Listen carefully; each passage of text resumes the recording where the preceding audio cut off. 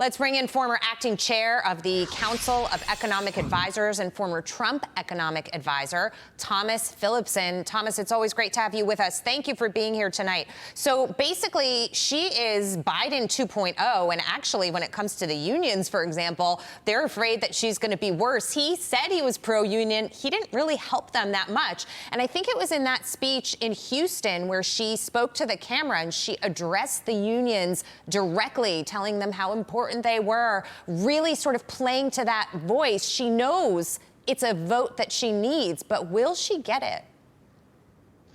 I don't think so, because what really matters to workers is their wages, and real wages have, taken a huge hit under Biden, and that's what we see playing out now. So I think people are confused about labor markets in general because they think we have a strong labor market. If you ask workers, they certainly don't think so because their real wages have gone down. So people are confusing the fact that we have high participation in labor market with quantities and prices. Prices are low for workers, meaning real wages are low, and even though participation is actually back to normal now, roughly. But I think also this is sort of an indication of the mismatch between how, bystanders to market perceive them as good, particularly in the Biden administration, relative to actual people in the markets which are taking these real income hits. I was struck by the soundbite that we played where she was going after Trump on the economy and the crowd was responding with boos. It's kind of the same old talking points that the Democrats roll out every 4 years. They attacked Trump that way 4 years ago. But when you look how voters actually feel about the economy during the Trump administration versus Biden-Harris, I'm not sure those attacks really land the same way. I don't think so either. She bashed trickle-down economics. So we cut corporate tax rate. We'd also cut income tax rates during Trump. And look what happened. Workers, everyone gained in income, obviously, but workers gained a lot more in income than upper income level individuals. Inequality actually fell. So if that's bad trickle-down economics, I'm all for bad trickle-down economics. Thomas, let's move to this because today's PCE report still coming in too high for the Fed to really make a move just yet. But Biden still wants some praise for what's happening so far. Yeah, he released a statement this morning saying, quote, "The agenda that the vice president and I are fighting for has helped us come back strong from the worst economic crisis since the Great Depression.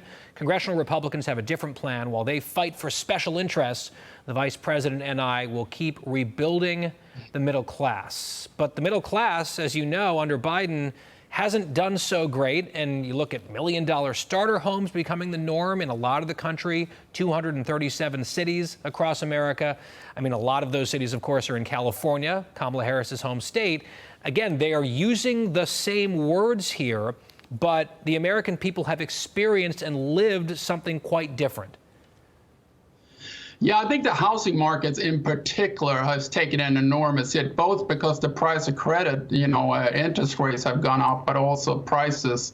And there's actually a relationship between the two. The price of credit has had the most inflation than anywhere. We talk about food and gas. That's nothing compared to when you go from 3.5% to 7% in interest rates. That's a doubling of your monthly mortgage checks. Yeah. That's 100% growth in the price of credit.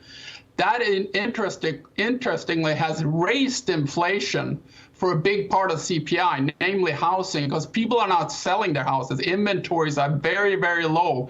People don't want to get out of their houses because they're sitting on a COVID rate mortgage, and now their rates are above 7% essentially. Yeah. So what's supposed to be cutting inflation has actually risen inflation, at least for 40% of core CPI.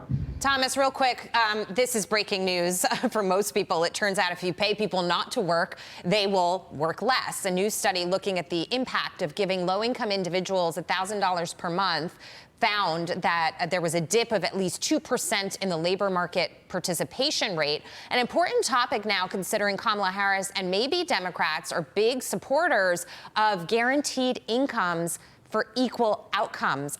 This is a disastrous plan. I couldn't agree more. I mean, Democrats have always thought misleadingly that you need government welfare to cut poverty, ever since the war on poverty, essentially. Look what happened in the Trump economy. We cut poverty and welfare rolls. Welfare rolls were down dramatically, particularly Medicaid and other means-tested programs, SNAP, et cetera, because a job is essentially the best welfare program. And the problem with welfare programs is that they hurt the jobs because they basically impose an implicit tax. You lose benefit when you work, essentially, with welfare programs. And if you look at Medicaid, that's about $8 grand a year that you lose if you take on a job, essentially, many times. So I think this misguided view that you need government to cut welfare when the world history has been the exact opposite, where private markets are the main driver of getting people out of poverty, I think is misguided. Thomas, always great to see you. Thank you for being here. Have a wonderful weekend, sir.